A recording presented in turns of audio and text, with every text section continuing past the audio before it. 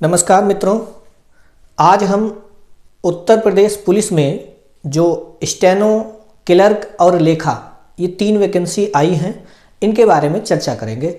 तो देखिए, उत्तर प्रदेश पुलिस में मैंने स्टेनो ही लिखा है क्योंकि ज़्यादातर हम स्टेनो पर फोकस करते हैं।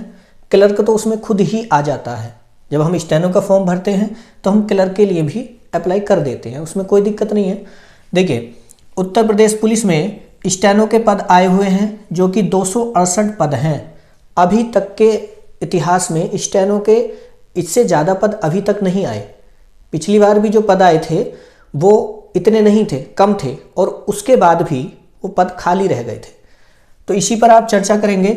स्टेनो के 268 पद हैं, क्लर्क के 449 पद हैं, ठीक, और ये लेखा वाले पद हैं।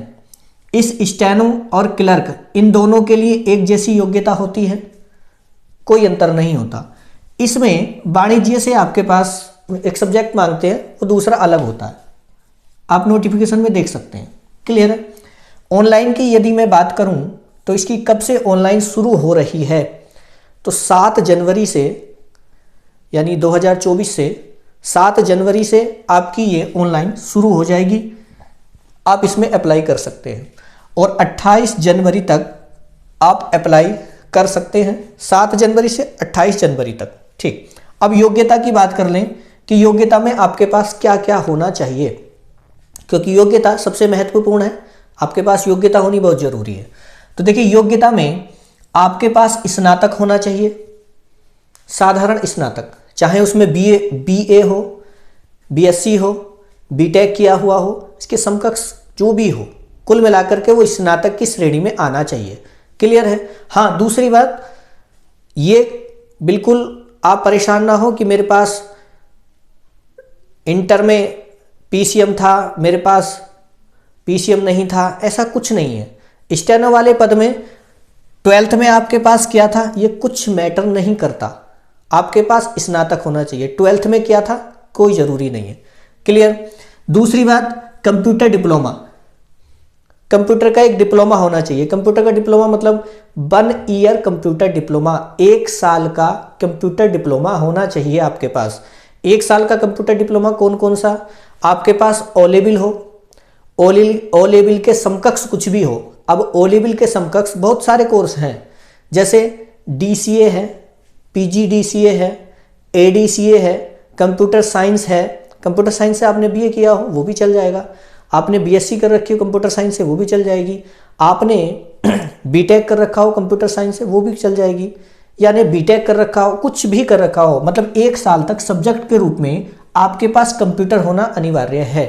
ये स्नातक प्लस कंप्यूटर सबसे महत्वपूर्ण ये है, ये 2 चीज होनी बहुत जरूरी है, जो कि सबके पास नहीं मिलती। स्नातक सबके पास मिल जाता है, कंप्यूटर डिप्लोमा 1 ईयर बहुत कम लोगों के पास मिलता है, बहुत कम लोगों के पास। यही वजह है कि इसमें वैकेंसियाँ खाली चली जाती हैं। इससे पिछली भी वैकेंसी भी क्लर्क की तो सारी भर गई थी, स्टेनो वाली खाली रह गई थी। और उससे भी पहले की बात करूं तो कोई स्टेनो नहीं मिला, पूरे उत्तर प्रदेश में कोई स्टेनो मिला ही नहीं, सारी वैकेंसी खाली चली गई थी, ठीक है। तो स्टेनो का पद आपको जरूर भरना है यदि आपके पास स्नातक है और 1 साल का कंप्यूटर डिप्लोमा है। क्लियर है। दूसरी बात, उम्र की बात अगर कर ली जाए तो 21 साल से 28 वर्ष तक की उम्र आपकी होनी चाहिए। 21 वर्ष के आप हो गए हो और 28 से ज़्यादा ना हुए हो। अब बात आती है ओबीसी वाले कैंडिडेटों की, तो देख लेना कितनी छूट है, 3 साल की छूट होती है, और एससी वालों के लिए 5 साल की छूट होती है। तो छूट को छोड़ करके 28 वर्ष की उम्र तक आप अप्लाई कर सकते हो। क्लियर। अब जब आप अप्लाई कर दोगे तो इसमें आप पेपर देखोगे कि सब्जेक्ट क्या क्या आते हैं। तो देखिए, पहले पेपर में जो आपका पहला पेपर होगा, उस पेपर में आपको 4 सब्जेक्ट होंगे, मतलब कुल मिलाकर के 200 प्रश्न का 200 प्रश्न होंगे आपके, जो कि 400 अंक के होंगे। कितने? 200 प्रश्न होंगे 400 अंक के। एक प्रश्न 2 अंक का होगा। दूसरी बात, हिंदी और कंप्यूटर इन 2 सब्जेक्ट को मिलाकर के 50 प्रश्न आपके आएंगे। अब वो चाहे 25 क्वेश्चन हिंदी के हों, 25 क्वेश्चन कंप्यूटर के हों, कुल मिलाकर के आपके जो प्रश्न आएंगे 50 प्रश्न आएंगे हिंदी और कंप्यूटर के। 50 प्रश्न आएंगे जीके के, 50 प्रश्न आएंगे गणित के और 50 प्रश्न आएंगे आपके रीजनिंग के। कुल मिलाकर के 200 क्वेश्चन 40 अंक के। अब बात आती है कि करना क्या है। देखिए प्रत्येक सब्जेक्ट में, जैसे हिंदी और कंप्यूटर है, इन दोनों में मिलाकर के 35% नंबर आने बहुत जरूरी है। प्रत्येक सब्जेक्ट में, इस सब्जेक्ट में, इसमें, इसमें और इसमें, चारों सब्जेक्ट में 35% नंबर लाने अनिवार्य है। कुल में यानी टोटल में चारों सब्जेक्ट को मिला करके टोटल में 40% नंबर आने जरूरी है। ठीक, जब आप इस परीक्षा को पास कर लेंगे तो सीधी सी बात है, जब आप अप्लाई करेंगे तो आप स्टेनो के लिए जब अप्लाई करेंगे तो तीनों में क्लिक मांगेगा। अप्लाई करते समय आपको तीनों फार्मों के लिए अलग अलग अप्लाई करने की आवश्यकता नहीं है। आप एक ही फार्म भरेंगे, उसी ही फार्म में आप यदि स्टेनो का फॉर्म भर रहे हैं तो क्लर्क का जरूर भरें, क्लर्क का फॉर्म भर रहे हैं तो स्टेनो का फॉर्म जरूर भरें। क्लियर। लेखा वाली जो वैकेंसी है इसमें योग्यता थोड़ी अलग होती है कि वो एक सब्जेक्ट मांगते हैं, तो उसमें देख लें आपके पास वो सब्जेक्ट है तो आप भरें, नहीं है तो ना भरें। बहरहाल इन दोनों सब्जेक्टों को, इन दोनों पद को आपको भरना है। ऐसा ना हो पिछली बार लोगों ने क्या किया कि भरे तो थे लेकिन चूंकि उन्होंने स्टेनो नहीं की तो वो स्टेनो देने नहीं गए, जबकि बहुत लंबा समय मिला था। मैं अपनी खुद बता दूं, जब मैंने अपने कोचिंग पे पढ़ाया था तो मैं नाम नहीं लूंगा, ऐसे बच्चों को पास करा दिया, नौकरी कर रहे हैं जिन लोगों से शॉर्ट हैंड बिल्कुल नहीं आती थी, बिल्कुल भी नहीं आती थी। जब आंसर की आई, उन्होंने देखा इतने नंबर बैठ रहे हैं तो उन्होंने कहा मुझे तो सिर्फ टाइप कराइए सर। हमने कहा टाइप मत कीजिए, आप शॉर्ट हैंड कीजिए। क्यों? क्योंकि टाइप आप ही नहीं बहुत लोग कर रहे हैं।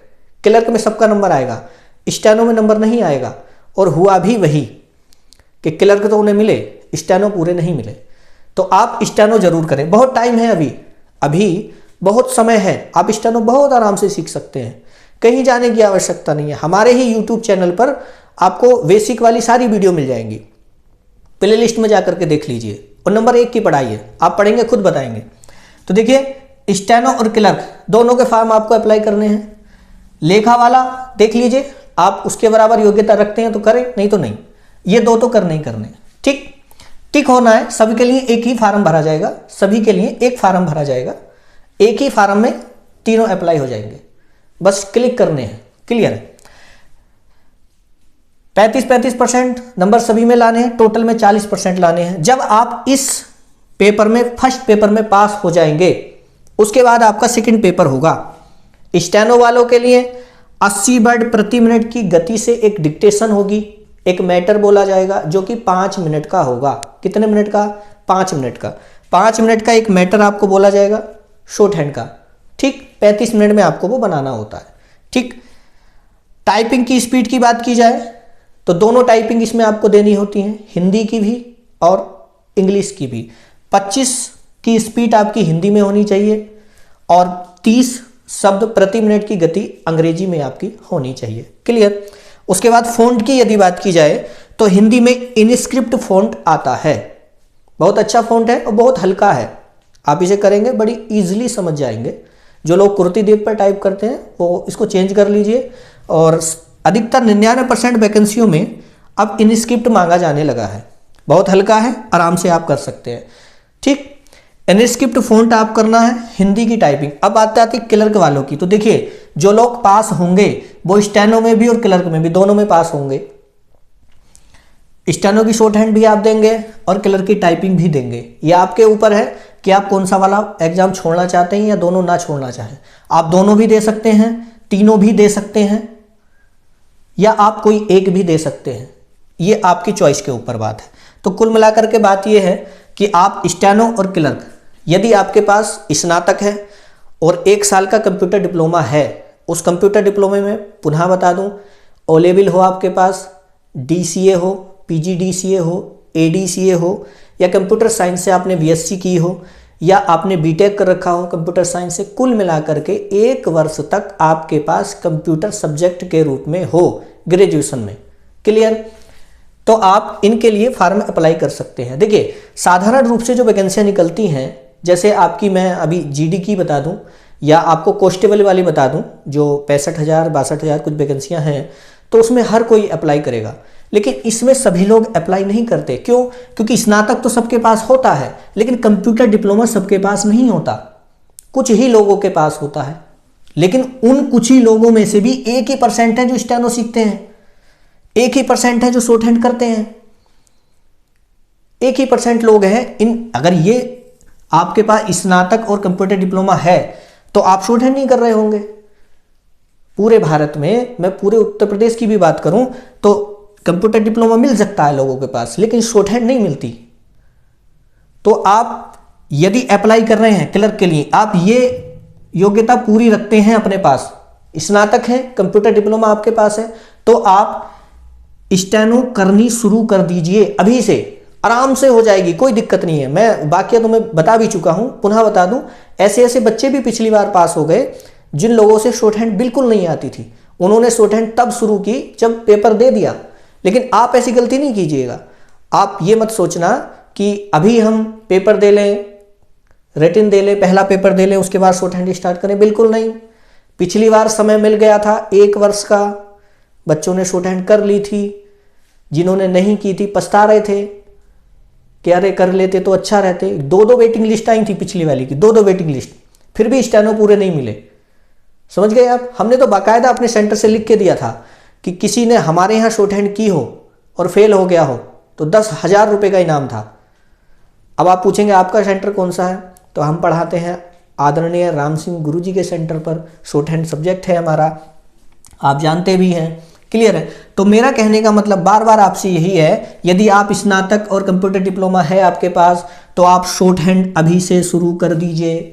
इसके लिए कहीं जाने की आवश्यकता नहीं है। आप हमारे इस YouTube चैनल पर भी शॉर्ट हैंड का बेसिक सीख सकते हैं। ठीक, उम्मीद है कि आपको ये जानकारी पसंद आई होगी और इसी के साथ आपसे विदा चाहते हैं। धन्यवाद, नमस्कार।